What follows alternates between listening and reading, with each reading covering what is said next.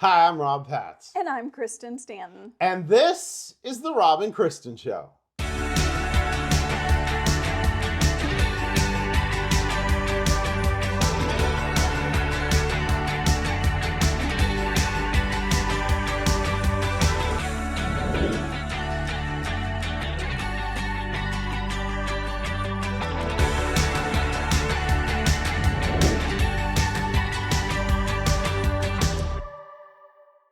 Hello and welcome to another edition of the Rob and Kristen Show.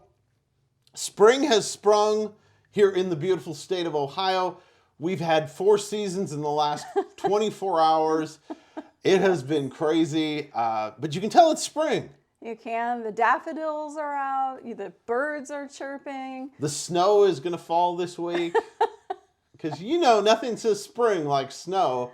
And it's been crazy. That's the one interesting thing about the great state of Ohio. Also want to thank everybody who prayed with us last week, and we're thankful everybody was safe during the terrible outbreak of tornadoes in the south. Our radio station was directly in the path for quite a while. It made for a pretty sleepless night that night, but we want to thank each and every one of you who prayed with us and stood with us during that time. And we appreciate it, and we're so thankful for you. And it's always fun to get reaction from you on those kinds of things. And now, though, it's time for my favorite feature here on the show. It's 5 things we think you should know. I could have played pro. In what? Some sport. I haven't figured out what, but I probably could have played pro. It's not too late. I'm sure you It can is find definitely- something. No, you could find something. Start practicing. They do have pro video games. I could probably do that. That would be about the only one that it wouldn't hurt my whole body. But this is a really interesting story, and for a great cause. Down in Atlanta, Georgia, these guys played basketball for, get this, they played basketball for 121 hours and 3 minutes. That's really remarkable. I mean, I'm having a hard time imagining. That's 5 days, excuse me. 5 days, over 5 days Yep. straight. Yep. Yeah, now, this is not them taking a break. Nope. They weren't taking a nap. Nope. They had to stay in the building. Yep. And they ate. They were showing them eating on the sidelines. They were having sloppy joes, potato salad. I'm like, now that part I could be a pro at. I could do that. But no, it was very, very cool. They raised a little over $300,000 for sex trafficking there in the metro Atlanta area. Hats off to them. Thank you so much for doing that. And besides that, they got a Guinness Book World Record. I'm guessing that's why the 3 minutes. Wouldn't you guess? I don't really know, but I was just glad to know that why they were doing it, because so often, we talk about people who've set records for various things, and you've heard Rob and I talk about what in the world were they doing? How did they decide to do this? What Yeah, exactly. And this time it was for a really great cause. It was neat. There were some guys out there that inspired me. They were my age. Don't know how long they really played, or if they were just there for the shot. Who knows? But it was very cool. Great story. You know what, though? I before we did this show, I Googled the nearest Goodwill. You know where the nearest Goodwill is. Well, I've been there a couple of times, more than a couple. We drop off stuff, but I think next time when we drop some stuff off, we're gonna go in. I'll let you go in and do that on your own. I'm not really a big fan, although I'm thinking maybe I should be, because the person in our next story, she went to Goodwill with her fiance after they finished dinner, and she was looking around and she happened to see this painting being wheeled out, and she said it was awful. Ugly. Just absolutely an awful painting, but it was $2.99, and she thought, even though it's awful, it's only $2.99, so she bought it. I don't know if it was some kind of challenge that she and her fiance were having where, hey, we got to buy something before we leave, but at any rate, she bought this $2.99 painting, and as she was loading it in her car, she happened to see this name plaque on it, and she Googled the name, and it was an American Impressionist painter who died in 1972. Now, she thought, this has to be a fake. It has to be a fake. So some people were encouraging her to get it authenticated. So she went to Cincinnati and she had it authenticated, and sure enough, it was real. And so she decided to take this ugly painting, this awful painting, as she said, and to auction it off, and she got $2,875 for it at auction. A pretty good. That's a good investment on your $299. Absolutely. And then she took that money and she put it towards her wedding. Of course, she's from the great state of Ohio. We have to mention, of course, every time when we mention the state of Ohio, home of the national champion Ohio State Buckeyes. OH. I-O. There we go. You've got that. Now, we're going to go from the great state of Ohio across the pond to a nefarious act done by dastardly duo. Or trio. There's three of them, wasn't it? I don't really I don't know, but duo sounded better with dastardly anyway. Doesn't matter. It's an interesting story. But, you know, obviously, when you go to Europe, the toilets there are a lot fancier than our toilets here. This story is very interesting. It was in a castle. These people obviously knew that it was in the castle. This toilet was an 18-karat gold toilet. I mean, I know toilets have gotten very expensive, but man, I guess in England, you go first class when you go. Yeah, I can't imagine an 18-karat gold toilet worth appraised at something like $6 million. $6 million. It was crazy. These gentlemen who I'm believing he thought he was Robin Hood. Why is that? Because he was going to free Little John. I've been working on that joke for like 25 minutes. If you don't laugh, it's okay, because I can't hear you. But unfortunately, these thieves were not the most brilliant. They were caught on camera, closed circuit cameras, trying to pack up the toilet. It really was funny. Watching the video, you see them take the toilet seat, put it in the back of this car, a stolen vehicle, by the way, and then you see them taking the toilet, putting it in the back of the car, getting in the car like they're getting ready to speed off, then getting back out of the car and opening it back up. Must have had to move it somehow. Probably couldn't see out of the rearview mirror, you know. But it's real. But the thing that's sad about it is they cannot find the toilet. No, they can't.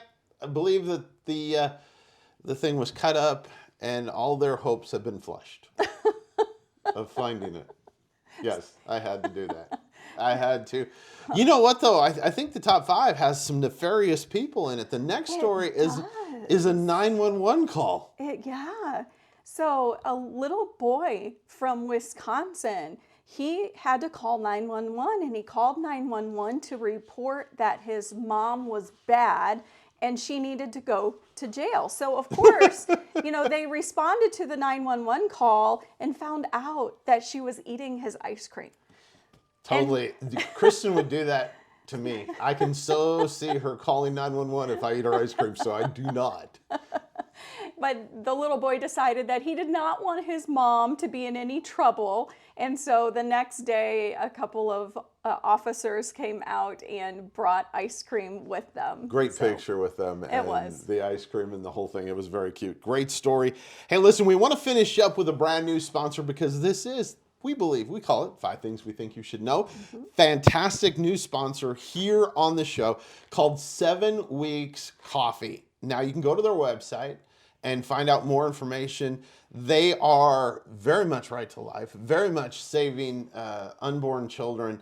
And it's something that, of course, Kristen and I are very, very, very behind and want to help with.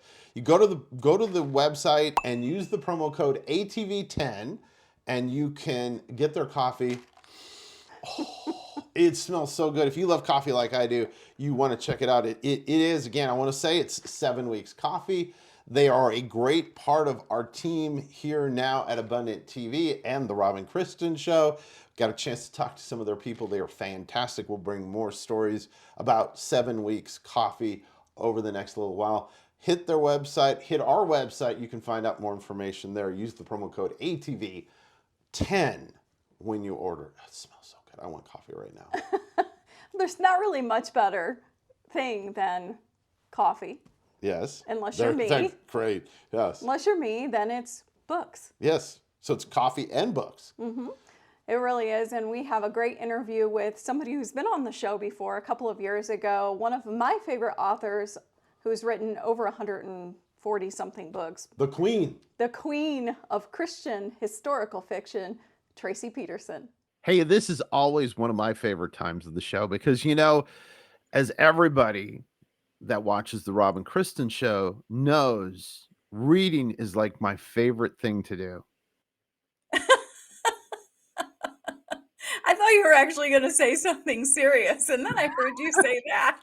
I'm like, oh, that's funny.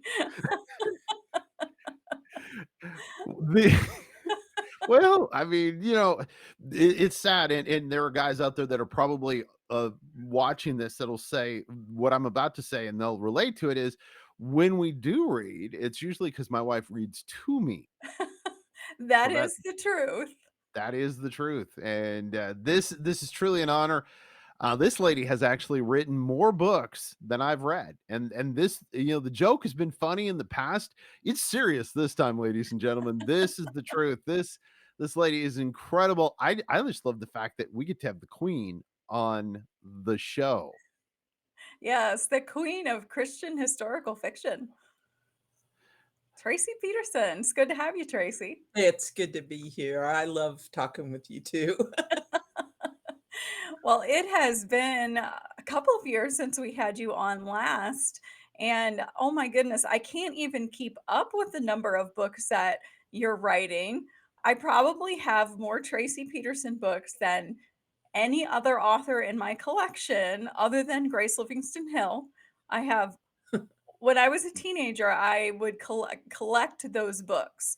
And at some point in time, I probably read almost all of them, and I started going to the bookstores and looking for books and started picking up your books and some of the other Christian fiction, and I fell in love with your writing style. I love the fact that you write from a Christian historical fiction. I love the way that you construct your plots, and it's so much fun to sit and talk books with you. So tell me what you have going on right now, because then we'll get talking more about some of the books you have coming out. Well, I've been working. I usually write the books about a year ahead, and so they go into the publisher about a year before they get published. So right now, I'm plotting away on the next new series and trying to pull together a synopsis for a book that will be set in the 1800s, late 1800s in the Minneapolis area. Oh, wow. So, So how do you pick the location for your books? Because the books, this series, at least this one, the first book, this one is out right now. Just came out beginning of March, A Constant Love. And this is The Hope of Cheyenne. And yes, I'm sure you wrote this one like probably, what, a year or two ago already? absolutely. And it is a second Cheyenne series. It's a sequel series. The first one was Heart of Cheyenne, and that was out last year. And so, yes, A Constant Love is debuting with the new series, and it takes place about 20 years after the first series. And this one takes place in Wyoming. Yes, So Cheyenne. Wyoming. how do you pick the location for your books? It just varies. Sometimes I'll be watching a documentary and something will come up and I'll say, oh, that's an interesting location or that's an interesting event. Or I will be traveling somewhere and come across a place that I just fall in love with the area.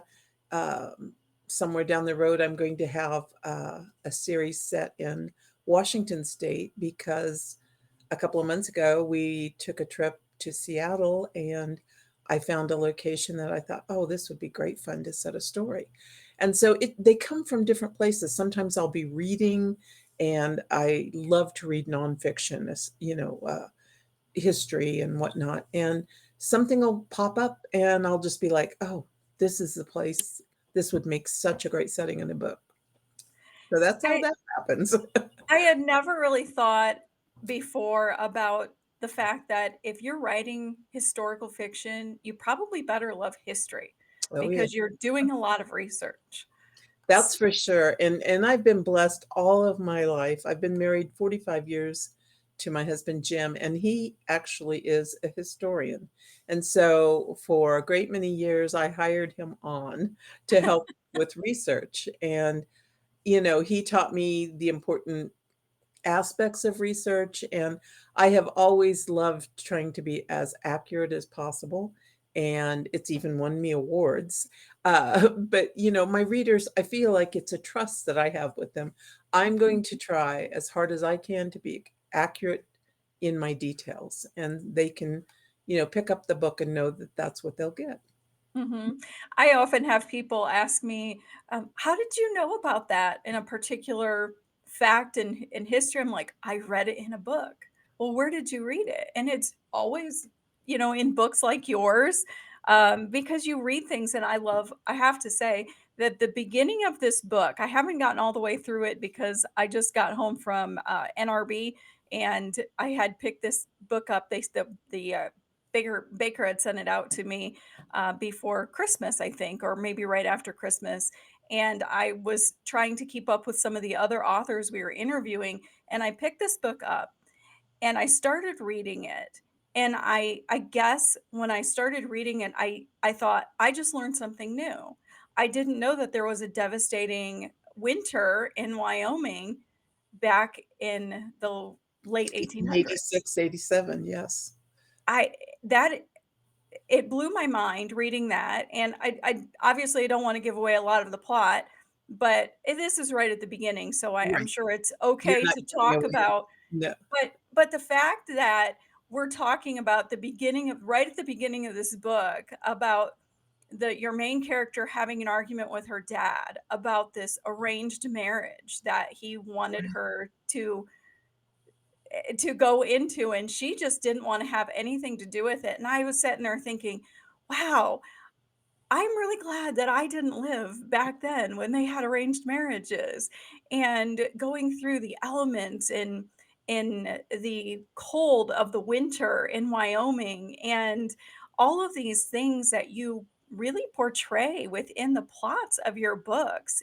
I mean, I know that you're married to a historian, but how many hours do you have to Mm. put into reading books or watching documentaries, or how do you find all of the information? I couldn't begin to add up the hours, that's for sure, because reading's what I do for pleasure as well as work, and, it seems like we're constantly watching a documentary or and my husband's very good about finding things like that. I just love it because 'cause he'll pop up and say, "Hey, have you ever heard about the such and such event?" And I'll go, "No." And we'll watch a video on it. But, I'm constantly researching, and even as I'm writing, I'm researching.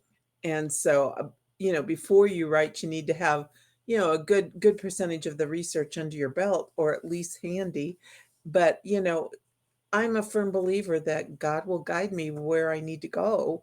And oftentimes I'll be in the middle of plotting out a book like I am right now, and something else will pop up and I'll be able to go and add that into the story, weave it in as a subplot or something else. And that happened just the other day to me as I was working on this particular synopsis. I wanted to have, a character have to deal with someone and I found just the perfect solution with an event that actually happened in history. So that Wow. was, to me, that's a lot of fun. It's Yeah. it's almost like Christmas, when you find those little tidbits, it's like opening up a present and going, wow, this is super. So when you develop your characters, Mhm. do do you know exactly? I know before when we talked, you said that you had created kind of a list of some of their attributes. Do your characters still surprise you as you're developing through them throughout your story? They Do do. they do? They do. They just always do. And a lot of times when I think a character might react in a certain way, something will happen in real life that be dealing with someone who's very much like my character.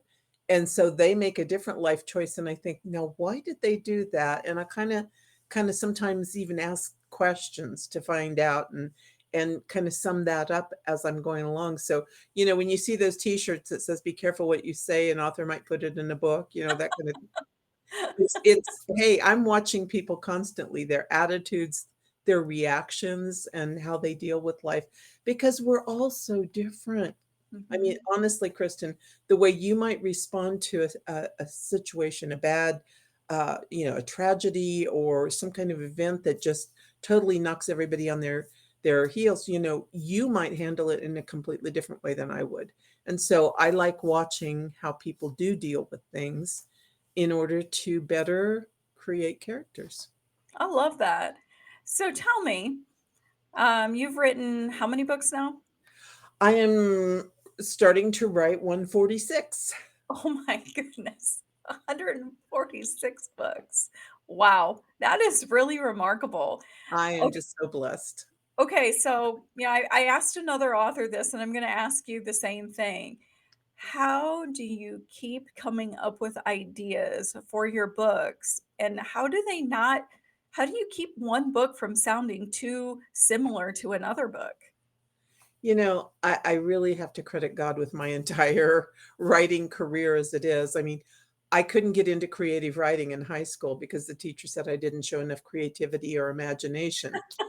So, I have to credit God with it. I Mhm. don't have some elaborate English degree from college or any of these things. In fact, I hate English. I really do. I don't know if I'm dangling participles or if I'm, using too many ly adverbs or whatever, but I don't like English. But I am a storyteller, and I have been since I was a little girl.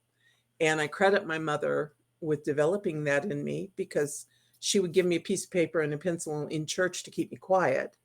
But Mhm. afterwards, and she'd encourage me to write a story. And afterwards, then she would ask me what my story was.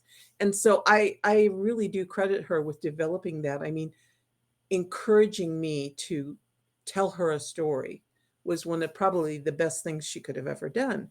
And so I just think that part of that um, ability to write a lot of books, to tell a lot of different stories, is first and foremost a gift. I really believe it's God given. But, secondly, I think because of all the reading I do and all the different places that I visited, and that, I just never tire of learning. I love to learn about events in history and whatnot. And I think that helps to keep the writing fresh. Mhm. So I know that I'm not supposed to ask what's your favorite book because everybody says, "Oh, it's the book that I'm writing right now." But True. do you have a favorite series? I do have to say that my Heirs of Montana series will always be near and dear and special to me. We moved from Kansas. We were all born and raised in Kansas and felt like God was moving us. We didn't know why or particularly where, but when He zeroed us in on Montana, I was homeschooling our son, and I decided what we needed to do to better familiarize ourselves with Montana was have a whole unit study on Montana. And so as we did that, then I am finding all these things that I want to write about. And it's just fascinating to me. And so I'm homeschooling him. And while he's working, I'm scratching out all sorts of ideas and researching and plotting. And so the Heirs of Montana was born out of that experience, and it was just such a blessing to me. So that's, if I have to say I have a favorite child, It's that it's one. probably that series, just Mhm. because. Yeah. So, where's the best place to go in Montana? If somebody's gonna go visit Montana, where's the one place that they can't miss? I feel like everybody needs to see Yellowstone. Mhm. Yellowstone National Park, not the movies. um, the area, most of it is probably situated in Wyoming rather than Montana, but Montana has part of it also. And, you know, I just think that there is such a diverse, collection of landscape and animals and just everything you can experience there. I think everybody's got to see Yellowstone. And second, they've got to see Glacier Yeah, National Park. yeah, I would love to do that. Rob, that's gotta go on our list. I want to throw something in here because one of my favorite places in the country is Whitefish, Montana. This Absolutely all beautiful. yeah, I love it there, and that's A all I can add to wonderful this. place to go. Yes. Yeah, I don't read books, so I'm lost here on this, but yeah, I can toss in the fact I love to travel, And Whitefish, one of my favorite places in the country. I love it there. I love Jackson Hole too, which is in Oh, Wyoming, yes, of yes. course. But yeah. Well, Kim Woodhouse and I sometimes write together, and we have a series called The Jewels of Kalispell. And we went up there and researched in the area of Whitefish and Kalispell and whatnot. And it's just such a glorious area with Glacier National Park as the backdrop. And so I agree, Whitefish is special. So I have to tell you that, you guys write these books and they're just set in such beautiful settings, a lot of them, or just interesting, like Alaska and obviously Montana. And this one is in Wyoming and some of the other places. And it just makes me want to get on a plane and go visit some of these places and then come home and read the book again. And I've had letters from readers who plot and plan their vacations around the books they've read of mine. And I think that is so great and so fun. And I always tell them, send me a note, let me know what you found, and Mhm, they do. And it's fun. Fun to see what the books prompt in them. mhm. So we've got A Constant Love that's out now. And then you have book two, if I remember right, in this series, it's coming out this summer, July, Hmm. right? And Yes, then book three is going to be out this fall in October. yes, yes. I don't know how you keep track of it. Like if I wouldn't be able to remember, the plot of a book that you wrote that I wrote 2 years ago. How do you remember? Like if you wrote the Mhm. book and then you've already written two books since then and you have to go back and edit, or a book since then you have to go back and edit, or if you're working on multiple books at the same time, how do you keep it all straight? I've got a lot of notes and a lot of files, but you forget you tend to forget some of the different things. I had a letter from a woman here a few months back who was asking me about this, what the name of a book was, and she was giving me the plot, and I'm going, I know that's not my book. So I asked around to different writer friends, does anybody recognize this plot? And we found the book for her, but it wasn't my book, and so I knew that much.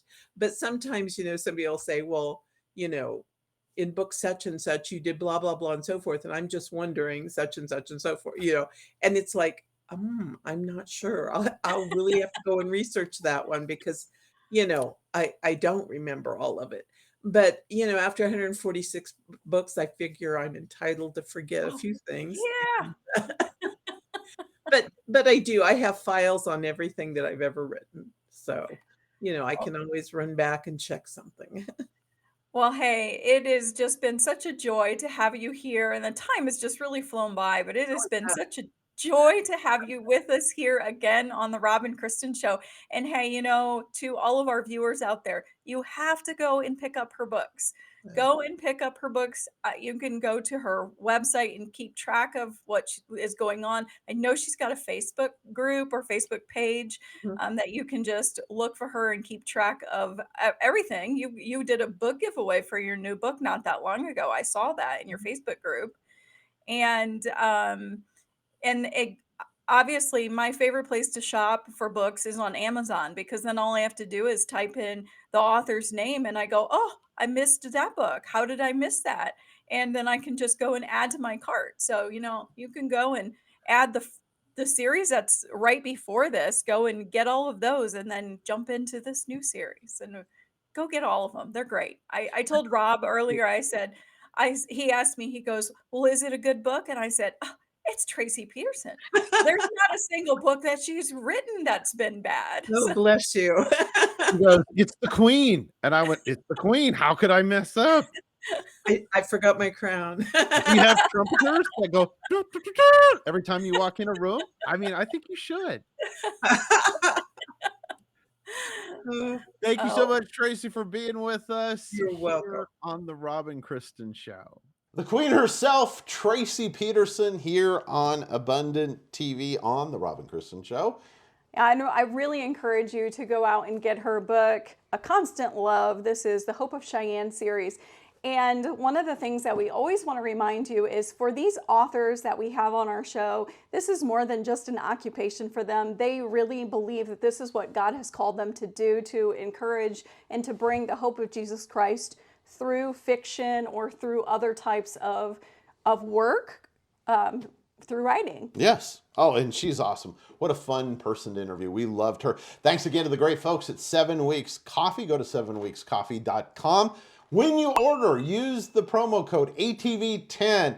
This coffee, oh, so amazing. And don't forget, every time you order, you do help save a life. That's it. Go out and live an abundant life.